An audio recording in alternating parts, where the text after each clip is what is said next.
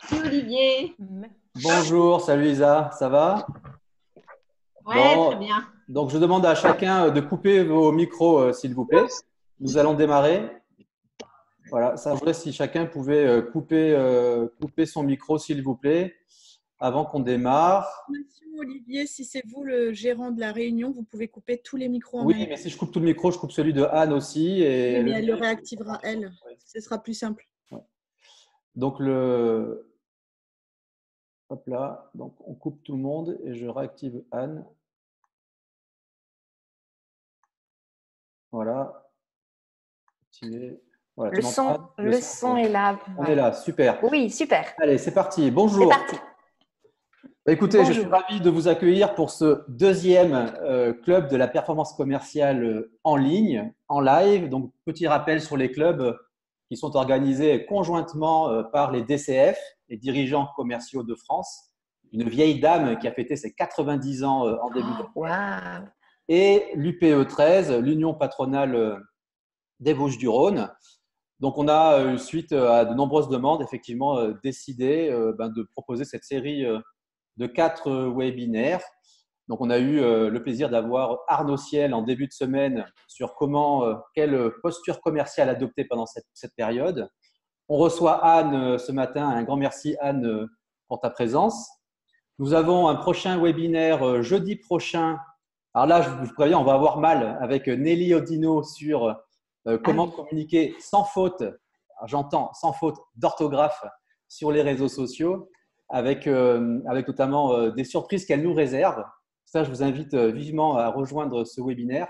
Et on finira la séquence début mai avec Arnaud Colas sur le digital et 8 outils très pratico-pratiques qui peuvent nous aider à mieux collaborer à distance.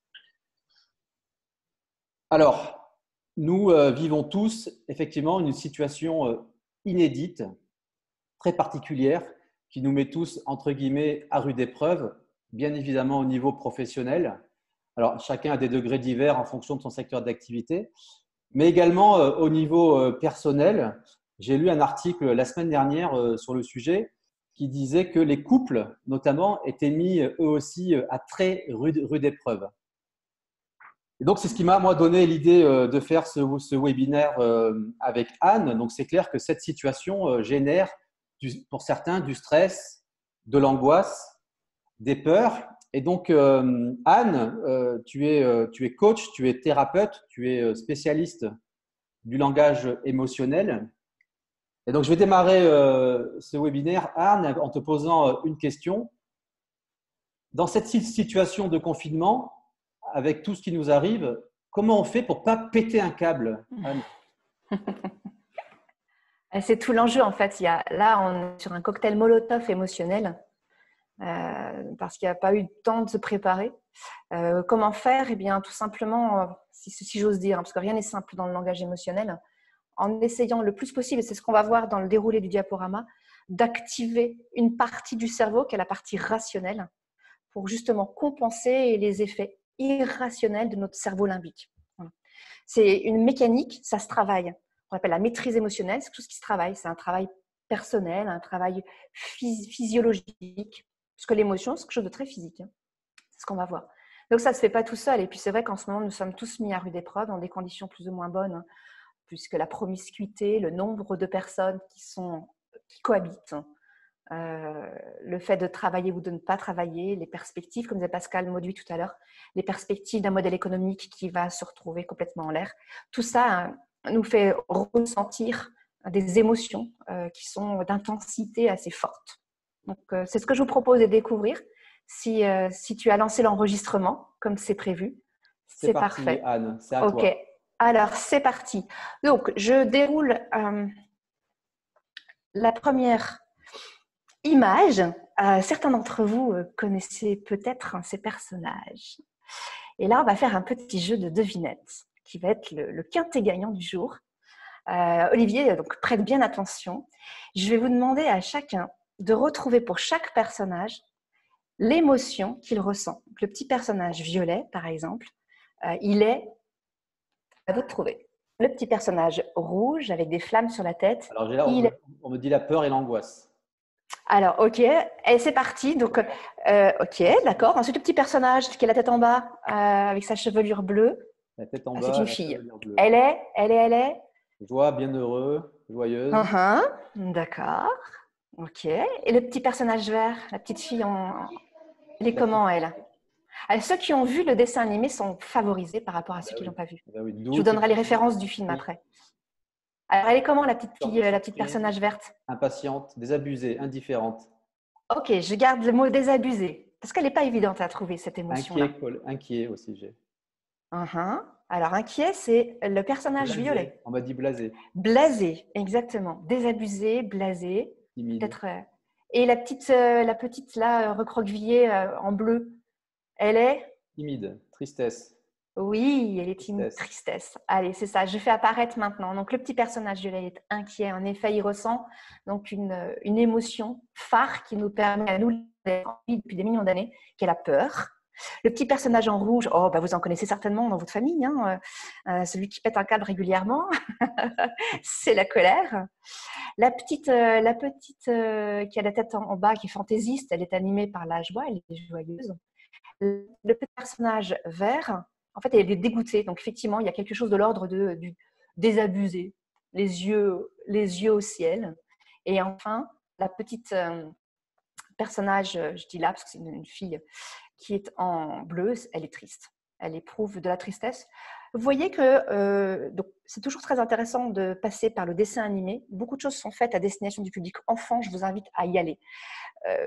Voilà, parce que c'est très très bien fait. Il n'existe pas la même chose pour les adultes, c'est bien dommage. Vous voyez la posture corporelle à chaque fois, le regard, où je regarde, la position de la bouche. Si vous regardez chacune des bouches, du personnage dans l'émotion de la tristesse, bouche fermée, les épaules voûtées, les yeux au ciel de celle qui est dégoûtée de la life. Voilà. Donc ça, c'est très important. Les émotions, si vous voulez améliorer vos relations aux autres, l'idée, ça va être d'améliorer votre façon d'analyser à travers les corps ce que ressent l'autre. Ensuite. On me dit il y a une seule émotion positive sur 5. Ouais. C'est le dessin animé, ça? En fait, joyeuse, là, la petite personnage joyeuse, c'est vrai que tout le monde a envie de lui ressembler. Je suis d'accord. D'ailleurs, je me suis habillée comme elle. Je ne sais pas si vous avez remarqué. J'ai pris ses couleurs. Je me suis dit, ah ouais, quand même, c'est trop bien d'être dans la joie. Pour autant, quand vous allez connaître les fonctions émotionnelles, vous allez comprendre que pour être un être humain équilibré, il vous faut vraiment donner de la place à chacune de ces émotions. Et c'est en donnant de la place à la peur, la colère, la tristesse, que vous allez pouvoir être justement bien et serein. Il n'y a pas d'émotion négative. Ce que je dirais, c'est qu'elle est désagréable. Des émotions qui sont désagréables à vivre. Il y en a qui adorent être en colère, d'autres qui détestent ça, parce que c'est désagréable. Alors, comment ça se passe d'un point de vue physiologique, les émotions? Qu'est-ce que vous avez dans votre boîte crânienne? Alors, vous avez la couche grise, qu'on appelle la matière grise. Il faut imaginer qu'en fait, c'est la partie qui est sous le crâne qui n'a cessé d'augmenter au fur et à mesure de l'évolution anthropologique des êtres humains. Ici, vous avez tout ce qui est rationnel. J'anticipe, je compare. Tiens, je réfléchis demain à mon modèle économique qu'il va falloir que je mette en période post-confinement. Je suis capable de faire des déductions. J'analyse, j'observe. Là, vous stockez de l'information, un peu comme un disque dur. C'est le royaume du rationnel, de l'analyse. Elles ne sont pas là, les émotions. Les émotions, elles sont dans la petite partie rouge. D'ailleurs, c'est vraiment au centre de la boîte crânienne, très bien protégée, parce que si jamais nous avions un accident de voiture, les aires cérébrales qui sont dans la partie grise, le néocortex, ce sera entre guillemets moins grave de les atteindre que si on atteignait la partie limbique. C'est pour ça qu'elle est au cœur du crâne. Ici, c'est le cerveau limbique qu'on appelle le cerveau émotionnel. C'est là, en fait, où vous allez voir vos décharges émotionnelles. Et puis, à la racine de la boîte crânienne, le cerveau reptilien qui, lui, régule la soif, sensation de faim, instinct de reproduction, tout ce qui est en lien avec les pulsions sexuelles. Tout ça, en fait, c'est la partie instinctive qui est ici. Nous, on va s'intéresser à la partie rouge que vous voyez apparaître, qu'on appelle la partie limbique. C'est là où elles sont logées, les émotions. Je vais vous demander, pour faire un petit exercice, déjà de vous centrer, c'est-à-dire, vous pouvez d'ailleurs fermer les yeux, je le fais avec vous, pour rentrer à l'intérieur et vous dire, mais qu'est-ce que je ressens là, tout de suite, maintenant? C'est quoi l'émotion que je ressens? Qu'est-ce qui est à l'intérieur de moi? Et puis, si vous avez envie de le partager, vous pouvez le mettre sur le fil de chat, le fil de conversation. C'est quoi l'émotion principale qui vous occupe là, tout de suite, en ce moment?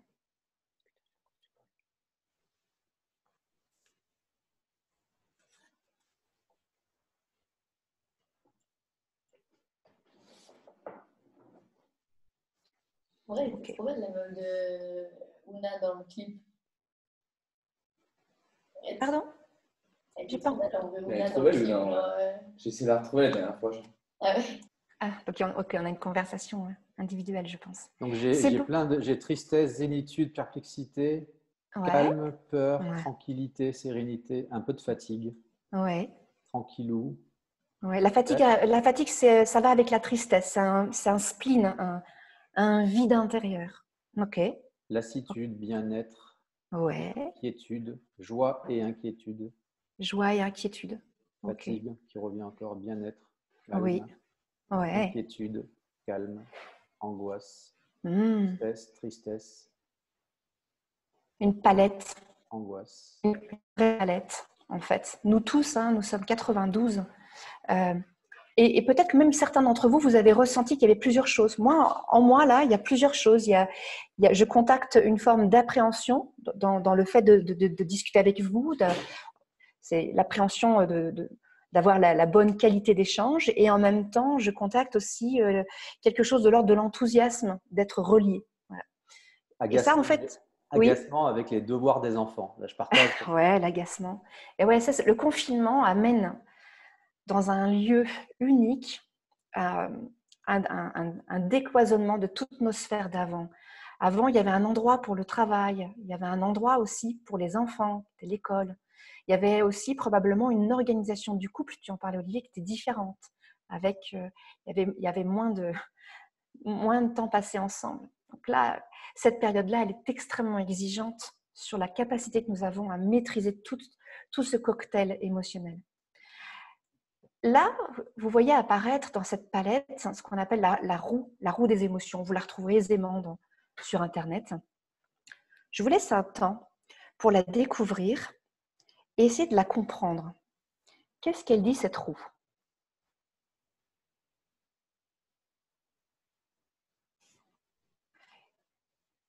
J'en profite pour un hommage à Nelly. Il y a une faute d'orthographe dans le bien chanceux celui qui la trouvera. Je viens de m'en apercevoir. Ah oui, là, il y a un challenge pour Nelly, là. Il y a un challenge pour Nelly. Je ne sais pas si Nelly est avec nous. Oui, elle est là, je crois. Oui, je l'ai vu. Nelly, si tu es là, il y a une faute d'orthographe pour toi. Donc, voilà. Pour la prochaine fois, là, Nelly. je ne l'ai pas détecté encore, mais… Tu la verras Ok. pour la prochaine fois, Nelly. On t'attend la semaine prochaine avec la faute d'orthographe. On commencera par ça, d'ailleurs. Dans la palette émotionnelle, en fait, ce qu'il faut remarquer là, c'est qu'il y a des intensités variables. Donc, au niveau de notre cerveau, il y a un endroit bien précis qui fait jaillir des émotions. Ces émotions sont d'intensité variable. Par exemple, si je prends le pétale rouge, j'ai le bout du pétale qui est rose. Voilà, on a contrariété, ça peut être du coup un petit agacement. Voilà, je suis un peu agacée, vous avez laissé traîner vos chaussettes quelque part, voilà, je suis un peu agacée. Sauf que si ça se répète pendant cette période de confinement, et puis si nous sommes 6 à vivre ensemble et que je me retrouve systématiquement avec des chaussettes partout dans ma maison, eh bien il y a fort à parier qu'à un moment donné, je monte en intensité émotionnelle et que j'arrive dans la colère, et pourquoi pas finir dans la rage. Toutes vos émotions, elles ont des nuances et elles ont ensuite des intensités variables. Donc là, vous pouvez, à l'opposé du pétale rouge, vous avez le pétale vert qui nous parle de l'appréhension. Je vous parlais de mon appréhension, qui peut se transformer en peur, qui peut se transformer en terreur. Vous savez que parfois, l'exercice de prendre la parole peut être terrorifiant, j'allais dire, non terrible pour certains d'entre nous. Donc, la prise de parole en public, c'est quand même quelque chose qui est inhumain, Anne. Il y a une personne sur qui l'attention est focalisée de tout le monde et tout le monde attend l'erreur. Oui. c'est inhumain, en fait, du point de vue du réflexe archaïque. C'est en fait avoir plein de prédateurs. Donc, je ne sais pas combien vous êtes maintenant, mais en gros, il y a tout plein de prédateurs. Et c'est comme si on allait être bouffé, hein, c'est vraiment ça. Et c'est grâce à cette réactivité émotionnelle que nous sommes en vie. Donc, j'ai envie de vous dire là, à ce moment du diaporama, OK, plein d'émotions, elles cohabitent en même temps. Et je ne parle que de vous, je n'ai pas encore commencé à parler des autres, hein.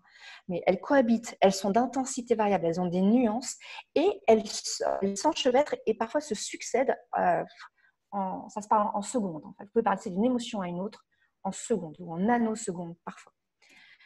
L'esprit émotionnel, il est beaucoup plus rapide que l'esprit rationnel. Alors ça c'est très très embêtant, c'est ce qui fait la source de toutes nos catastrophes relationnelles. Vous avez vu, hein, ce cœur du cerveau tout à l'heure, rouge, est beaucoup, mais vraiment beaucoup plus rapide que la partie grise du néocortex. Autrement dit, je vais beaucoup plus vite être dans l'émotion que je ne vais être dans la raison. De manière physiologique. D'où toutes ces petites citations que vous aviez. Moi, ma grand-mère, elle disait « Tourne 7 fois ta langue dans ta bouche avant de parler ». Je suis sûre que là, chacun d'entre vous, vous devez avoir en référence des proverbes, des dictons qui vous disaient qu'effectivement, il faut temporiser quand je ressens de l'émotion.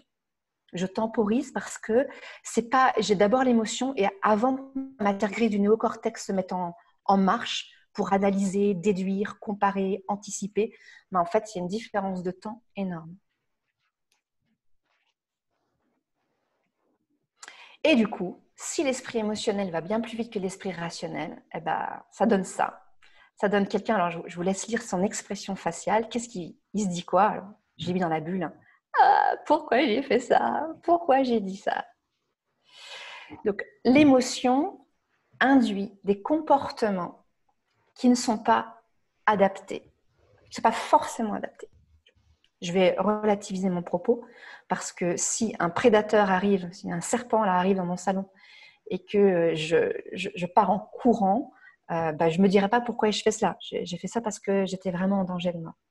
En revanche, ce monsieur-là qui tire la moue, on peut s'imaginer qu'il a dit des choses à d'autres personnes où il s'est comporté et il le regrette à présent. Parce qu'en fait, il s'est comporté directement dans la conséquence de ce qu'il a ressenti au niveau de son cerveau émotionnel. Et il n'y a pas eu cette temporisation pour passer par le néocortex. J'ai Marie-Laure qui nous dit super technique en sophro, prends une grande inspire et expire avant de répondre à quelqu'un, par exemple. Super. Super, oui. Respirer. Alors, je sais que moi, mon mari, quand il contacte la colère, ce qu'il fait, c'est qu'il prend ses chaussures et va faire un tour pour temporiser.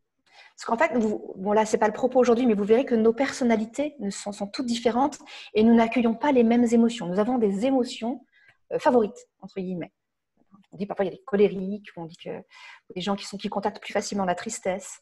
Donc, il faut bien se connaître pour savoir. Et puis, il faut connaître ensuite les gens avec qui vous vivez ou avec qui vous travaillez pour savoir quelles sont les émotions avec qui ils connectent. Tout ce qui va être technique de respiration, de relaxation, on verra ça dans les axes de travail personnel, c'est très, très bon justement pour avoir cette temporisation. Merci Marie-Laure. L'esprit rationnel, donc, ça ne veut pas dire que c'est ce qui se passe. Hein. Vous êtes tout à fait capable de… Je vois que le serpent arrive. Hein. Mon néocortex, il l'a vu, il a observé. Simplement, mon émotion va être beaucoup plus rapide. Il y a des chances que je fuis, que je bazarde mon ordinateur et que vous me voyez partir en claquant la porte, voilà, et en cassant sans doute des choses sur mon passage. Parce que c'est l'émotion qui va toujours primer. Donc pour moi, j'insiste beaucoup parce que ça veut bien dire qu'il y a un enjeu de travail émotionnel, de maîtrise émotionnelle, si vous voulez améliorer vos relations aux autres.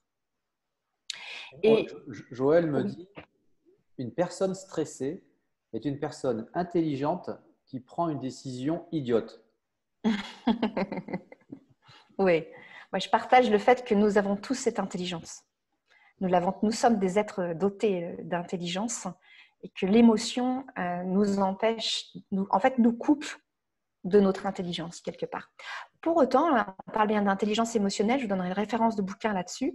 L'intelligence émotionnelle, c'est dépasser le réflexe primaire de l'émotion pour y mettre ensuite une interprétation. J'arrive aux neurones miroirs. Donc là, je commence, vous voyez, un deuxième personnage qui arrive. Jusqu'à présent, on était très centré sur nous. Sauf que dans la vie, là, en fait, nous, ce que nous aimons, les humains, c'est interagir avec notre semblable.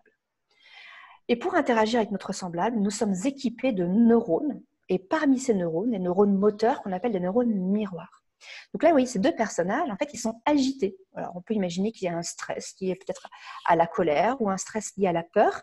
Et en fait, ils se le renvoient. C'est-à-dire que si moi, je me mets à fuir parce que j'ai vu un serpent dans la maison, s'il y a du monde autour de moi, d'autres êtres vivants, comme des animaux, parce que j'ai des chiens, leurs neurones miroirs vont s'activer et ils vont imiter mon comportement.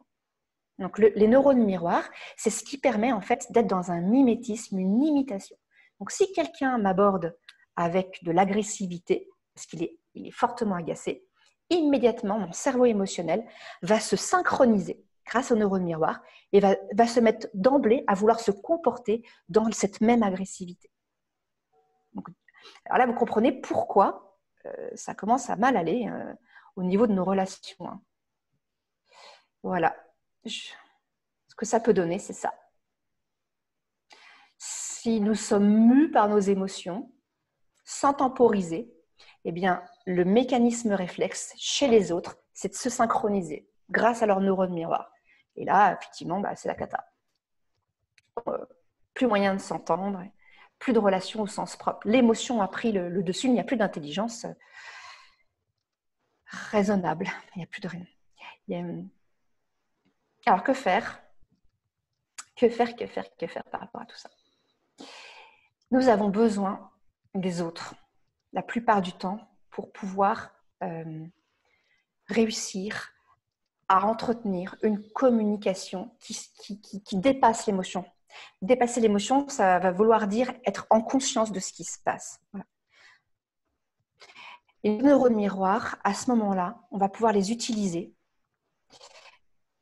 mais de manière beaucoup plus réfléchie, beaucoup plus intelligente. Si j'ai quelqu'un face à moi qui contacte l'agacement, par exemple, si je reprends cette émotion-là, mes neurones miroirs vont, de manière réflexe, me faire contacter l'agacement moi aussi. Et je vais devoir faire, entre guillemets, un effort, une sorte de travail de maîtrise de soi pour justement envoyer autre chose à la personne. Alors là, on a plein de petits cœurs. Ça veut dire, j'ai une question de Mélanie. Est-ce que ce sont ces neurones miroirs qui sont à l'origine de ce sentiment d'appartenance au groupe que l'on ressent lorsqu'on est dans une manifestation, par exemple ? Alors, c'est une bonne question. Est-ce que ces neurones miroirs sont à l'origine de ce sentiment d'appartenance ? Je n'ai pas la réponse scientifique parce que je n'ai pas lu dans les différents articles que j'ai lus quelque chose de précis sur le sentiment d'appartenance, mais je trouverais ça très, très intéressant à creuser. Mélanie, il y a fort à parier. Mélanie, je peux vous conseiller un bouquin que j'ai fini de lire il n'y a pas longtemps qui s'appelle « Psychologie des foules » de Gustave Le Bon. C'est excellent, ça explique tous les mécanismes, notamment de foule et d'appartenance à des groupes. Et vous lirez, mais en gros, ce que le bouquin dit sur les réactions de foule, c'est que dès lors qu'il y a foule, dès lors qu'il y a masse, c'est vraiment l'instinct grégaire, l'instinct primaire qui prend le dessus. Et du coup, ça a tendance à… C'est pour ça qu'on voit des manifestations déraper souvent. Et c'est très bien expliqué par Gustave Le Bon, un bouquin qui n'a jamais été autant d'actualité, qui a été écrit au XIXe siècle. Oui, et puis ce que je sais sur les neurones miroirs, c'est que c'est ce qui permet, donc si vous avez des enfants en bas âge à la maison en ce moment, les enfants, nous, les êtres humains, nous apprenons par imitation. Et en fait, si nous retrouvons des expressions faciales chez nos enfants, c'est parce que leurs neurones miroirs les captent et les reproduisent sur leur visage. Donc, je ne sais pas si c'est le sentiment d'appartenance. En tout cas, ça nourrit un sentiment de communauté. Nous nous ressemblons parce que nous avons des mécanismes d'apprentissage par activation des neurones miroirs. Alors, vous voyez que les neurones miroirs, on peut s'en servir dans un sens positif comme dans un sens négatif. Encore un exercice. Donc, maintenant que vous avez un peu une idée de la palette émotionnelle, de d'où ça vient dans notre cerveau et finalement des contraintes que ça a. Quand vous rentrez en relation avec autrui pour améliorer vos relations, il va convenir de faire certaines choses. Donc, ce que je vous propose, c'est de répondre, alors soit sur le chat, c'est peut-être le plus simple pour pas qu'il y ait une cacophonie, sur ce qu'il convient de faire avec chacun des petits personnages. Donc là, Petit perso. du coup, je te coupe, mais c'est vrai que j'ai une question qui est en lien. Comment faire pour désamorcer une émotion violente ressentie? On est en plein Ok, dedans. bah, Voilà. voilà, le petit bonhomme. Il y a tout des fois parier que ce petit bonhomme rouge avec les flammes sur le crâne, là, il est dans une émotion très très forte. Que convient-il de faire? Allez, à vous de jouer. Qu'est-ce qu'il faut faire? Restez calme. Ok. Restez calme. Parler, donc je te dis, l'écouter sans juger, respirer, parler doucement, parler tout doux, encaisser. Je te lis au fur et à mesure. Hein. Oui. Alors, on me dit crier plus fort, colère, écouter, fuir. Alors, alors il y a des choses exactes et des choses inexactes. Prendre du Je vous recul. l'affiche. Ouais. Ouais. La colère La nécessite colère d'être entendue. entendue. Premier réflexe face à la colère, c'est accueillir. Alors, ça fait très peur, hein, parce que vous avez des personnes qui font des colères, mais avec le volume sonore, les gesticulations, peuvent brandir des objets. Il peut y avoir un passage à l'acte. Alors, quand vous sentez votre vie en danger, de toute façon, faites confiance à votre cerveau limbique. Vous allez avoir la peur qui va arriver et qui va vous faire fuir. Donc, soyez tranquille avec ça. Nous sommes très bien équipés pour survivre.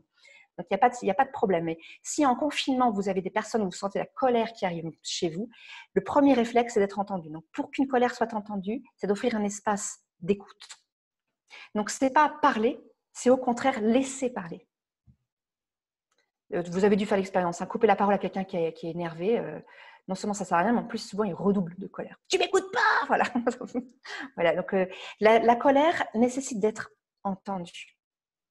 Premier réflexe à avoir. Donc, ça veut dire que même corporellement, je suis d'accord avec l'idée de calme, d'être sûr de soi. Il y a aussi cette idée de faire face. C'est-à-dire que voilà, je fais face à ta colère, je l'accueille. Je peux la contenir. Il y a un niveau de confiance en soi. Et il y a Peggy qui nous dit, et si la personne s'énerve et ne veut pas parler? Si la personne, elle a une colère froide peut-être, une colère intérieure. Ouais.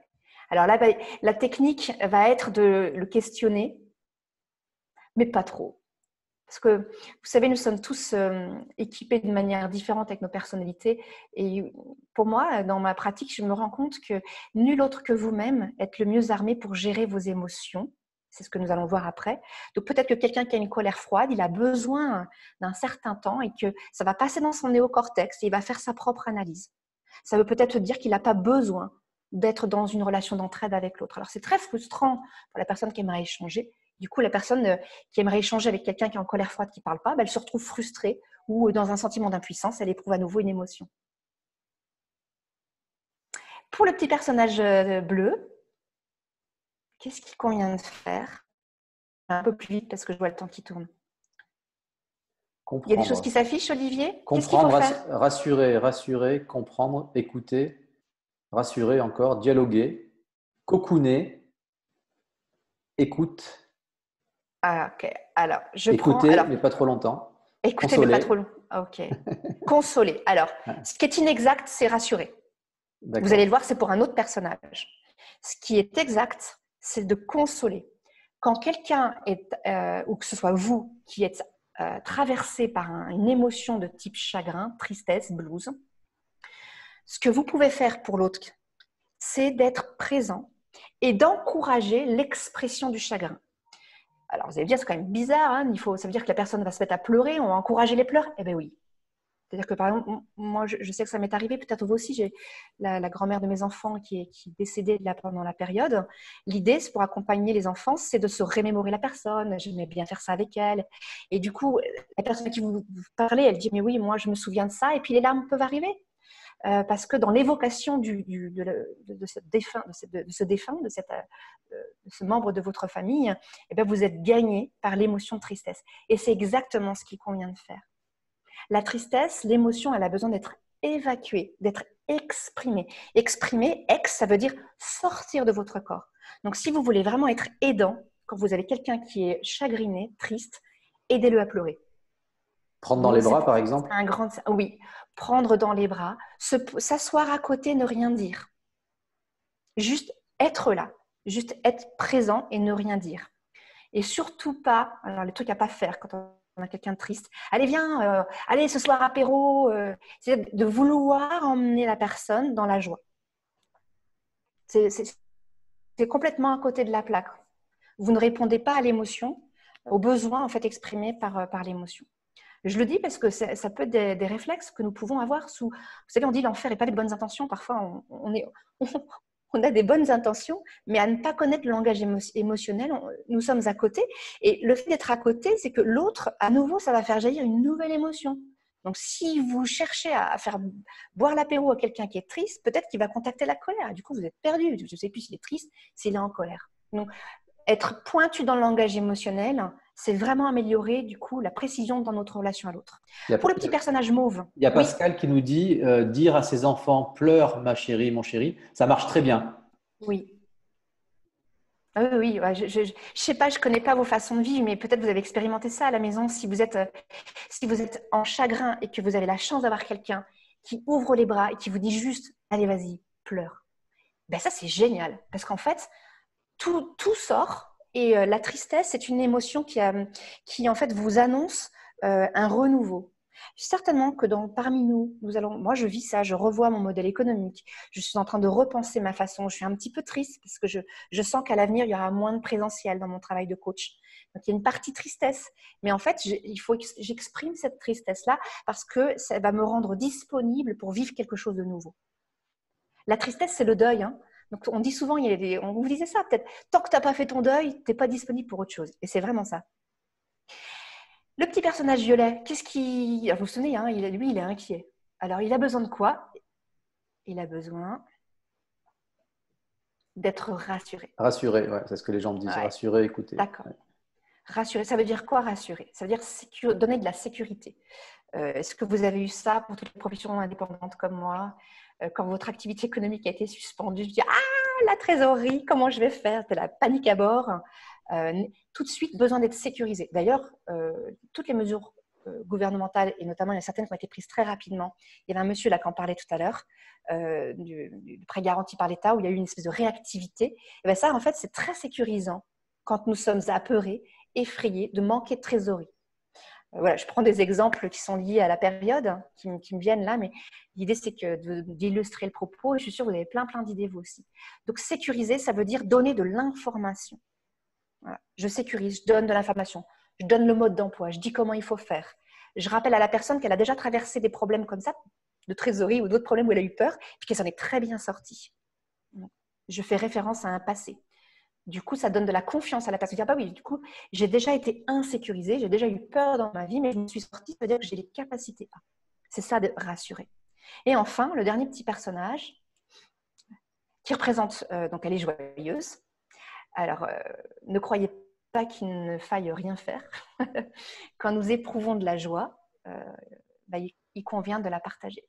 Partager, voilà. C'est ça, c'est ce qu'il dit. Ouais. Partager, célébrer. C'est pour ça que dans la période de confinement, avec les ruptures de liens professionnels que certains d'entre nous traversons, nous ne pouvons pas toujours partager comme nous le faisions avant nos joies. Et c'est dur, ça. C'est dur parce qu'en réalité, nous sommes des êtres sociaux et nous avons besoin de partager cette joie. C'est l'émotion, alors certains la qualifient de positive, c'est une émotion très, très agréable qui nous porte vers l'avant, qui nous porte vers des élans de solidarité, de fraternité. Voilà ce qu'il convient de faire. Alors maintenant, dernier moment, j'en ai pour même pas 3 minutes. Je voulais vous donner quelques axes de travail. Alors pour ceux qui ont envie de travailler, hein, il n'y a pas d'obligation. Travail personnel, c'est une décision que chacun prend à un moment donné de sa vie, de se dire, bon, je vais tâcher d'améliorer un peu les choses. Premier axe, conscience de soi. Si déjà vous pouviez observer vos émotions, comme nous l'avons fait au démarrage de ce webinaire, en fermant les yeux, en disant, mais qu'est-ce que je ressens là? Ça prend quelques secondes juste pour identifier vos émotions. Et ensuite, s'équiper des bons mots. Parce que vous avez commencé à comprendre qu'il y a plein de nuances. Être triste, c'est parfois juste être un peu rêveur, mais ça peut aussi être déprimé. Donc, il y a des intensités. Et plus vous aurez les mots pour exprimer vos émotions, plus vous serez bien. C'est un grand problème que nous vivons dans notre société, c'est l'appauvrissement du vocabulaire. Moins j'ai de mots pour dire, plus je vais l'exprimer de manière animale. Voilà. Et ça peut donner de la violence. Plus nous allons ensemble étoffer notre vocabulaire émotionnel, le transmettre à nos enfants, à nos proches, à nos amis, à nos parents, et plus nous serons du coup capables d'exprimer et du coup d'être moins dans la réaction violente de l'émotion. Donc, élevez votre niveau de conscience. Premier axe de travail. Deuxième axe, responsabilisez-vous. Si vous piquez un coup de gueule, ce n'est pas la responsabilité de l'autre. C'est votre responsabilité. Si, voilà, votre tristesse, c'est votre responsabilité. Vos peurs sont votre responsabilité. Dans la relation aux autres, couramment, nous reportons, nous projetons sur l'autre. On peut dire, c'est de ta faute, c'est de ta faute, voilà, c'est de ta faute. Et du coup, nous nous dédouanons de cette partie, de la partie rouge à l'intérieur de notre cerveau. Ben non, mais c'est votre boîte crânienne, c'est votre cerveau limbique, c'est donc à vous de gérer et de réguler tout ça. Donc, quand vous avez des actions à mener, ben voilà, ayez ce temps, comme disait Marie-Laure, de respirer et de dire je vais faire ça. Est-ce que c'est une réaction émotionnelle ou et quelles conséquences ça va avoir? Là, vous voyez qu'on est en train de mettre du néocortex, la partie grise au-dessus du cerveau limbique. Tout ce qui est travail personnel, c'est ça, c'est d'amener du raisonné. Alors, j'ai une question là, Anne. Oui. Confiné, comment gérer un proche par téléphone qui déverse son agressivité, sa colère, etc. et qui n'écoute pas? J'ai envie de dire là instinctivement, parce qu'il faudrait sans doute beaucoup plus d'éléments contextuels, mais c'est déjà de la laisser déverser. Alors nous, les coachs, on se met dans ces cas-là en écoute flottante. Qu'est-ce que c'est que l'écoute flottante? La personne, elle parle, une espèce de… Parfois, on appelle des logorées, des vomissements verbaux. Et le coach, il écoute que d'une oreille, si vous voulez. Donc, je sais pas, pour cette personne, peut-être vous pouvez le mettre en haut-parleur et puis laisser, tout en préparant le repas du midi ou je sais pas, en faisant autre chose. Vous savez, parfois… Ou du coup, j'ai la variante de la question, une personne qui est dans le déni. Alors, une personne qui est dans le déni, ça peut durer longtemps, le déni. Il ne sert à… Alors, vous pouvez amener des éléments factuels. Quelqu'un qui est dans le déni, en fait, c'est comme si il avait fermé la porte aux observations factuelles de ce qu'il fait. Donc, vous pouvez activer votre néocortex en disant « Tiens, tu as fait ça. Tiens, il s'est passé ça. Tu as dit ça. » Et petit à petit, à force d'amener des éléments factuels, vous vous donnez plus de chances pour que son néocortex se réactive. Quand on est dans le déni, en fait, c'est qu'on ne peut pas voir. Hein. On ne peut pas voir les choses. C'est comme un choc émotionnel. C'est trop fort. C'est too much.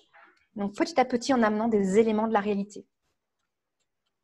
Réactiver le néocortex. Vous savez, il y a beaucoup comment dire, je vous invite vraiment à être empirique. Donc, vous testez des trucs, puis vous voyez bien. J'ai démarré ce webinaire en parlant jardinage avec Olivier. Et moi, je trouve que c'est très empirique, le jardinage, mais le langage émotionnel, quelque part, c'est très empirique aussi. Et ça fait partie de la vie que de tester, de voir, de s'approprier, d'observer, de refaire différemment. Apaisement, comprendre l'intérêt de l'exercice physique et des méthodes de relaxation, de respiration. Et oui, l'activité physique sportive, la méditation, les moments de centrage sont essentiels à la régulation émotionnelle. Ouais. Et vous ne vivrez pas vos journées de confinement entre ceux qui ont arrêté le sport, ceux qui l'ont maintenu et ceux qui en ont mis beaucoup plus dans leur vie, les personnes qui font du sport chaque jour. Eh bien, je sais, c'est même pas je suis convaincue, c'est que je sais que vos journées ne se ressemblent pas. Une journée avec de l'activité physique, avec des moments de respiration, des pauses où vous vous déplacez, où vous marchez, c'est pas la même chose que de vivre une journée de confinement derrière un écran avec vos collègues. Donc oui, il y a à mettre ça dans vos vies. Si ce n'est pas déjà fait, j'imagine que ça l'est pour beaucoup d'entre vous. L'empathie consiste à comprendre les sentiments et les préoccupations des autres. Alors évidemment, quand votre cerveau émotionnel se déclenche, c'est que vous êtes complètement égocentré. C'est-à-dire qu'il n'y a que vous sur Terre. Il n'y a que votre tristesse, il n'y a que votre panique. Et puis la tendance première, c'est d'oublier qu'il y a d'autres personnes. Donc l'empathie est un travail personnel pour développer la capacité que vous avez à intégrer le point de vue, à intégrer les émotions de l'autre. Pareil, donc ça c'est un travail sur lequel que vous pouvez faire enfin, je terminerai sur la communication. Mais parlez de vos émotions. Parlez-en. En ce moment, je suis inquiète. Je suis inquiète. Je me demande comment mes clients vont reprendre les activités de coaching. Je me demande si ça va reprendre, comme avant. Parlez de vos émotions. Ça me met en inquiétude. Je me demande si je vais être à la hauteur. Voilà. Et plus vous allez parler de vos émotions, plus vous allez nourrir une communication authentique avec vos proches, qui vont se sentir autorisés à parler de leurs émotions. Savoir écouter et poser de bonnes questions. On revient à l'écoute. Hein. Je ne vous apprends rien. Je pense que c'est juste qu'à un moment donné, vous vous rendez compte que dans le langage émotionnel, pour être autonome, nous avons besoin de comprendre ce qui se passe en nous pour pouvoir être en maîtrise et engager une relation autrui sur des bases apaisées, intelligentes, rationnelles. Il y a Eliane qui nous dit « J'ai tendance à parler de mes émotions, mais souvent après les avoir gérées moi-même. » Et Joël qui répond… C'est Eliane qui dit ça? Oui, Eliane, oui. Oui. Eliane, peut-être commencer à en parler, tester ça, de commencer à parler de vos émotions avant même que de les avoir gérées vous-même. Avec un peu de chance, il y aura un élan solidaire. Ok. Tu voulais partager quelques lectures avec nous, Anne, je crois. Oui, exactement. Bon, déjà, vous verrez, en cliquant, vous accéderez à la bande-annonce de ce Pixar hein, que je trouve super, dont le scénario a été mis en place par des psychologues américains. Donc, c'est vraiment, vous allez comprendre la psychologie émotionnelle avec un dessin animé façon Disney, Pixar, très, très bien fait. Et puis 2 ouvrages. L'intelligence émotionnelle, c'est Daniel Goleman, qui est vraiment le grand nom de l'intelligence émotionnelle. Et puis la communication non violente, qu'on appelle la CNV. Vous en avez peut-être entendu parler. C'est un autre psychologue américain, Marshall Rosenberg. Vous trouverez ses conférences sur YouTube. C'est une mine. D'ailleurs, Anne, tu pourrais nous faire éventuellement un autre webinaire sur la CNV? Oui. Ah oui, tout à fait. Oui, bien sûr, avec grand plaisir. Ah, oui, vous verrez que Marshall Rosenberg animait ses conférences, il les faisait en présentiel, il est décédé maintenant. Il les animait avec des marionnettes. Donc, oui. Génial. Voilà ce que je voulais vous dire sur ces quelques mots. Merci de m'avoir écouté. Super. Alors là, j'ai plein de questions. Pour parler de la vente, c'est d'autant plus important que l'acte final d'achat se passe rarement sur quelque chose de rationnel, mais bien évidemment émotionnel. Et je compléterai, oui, Pierrick, bien évidemment.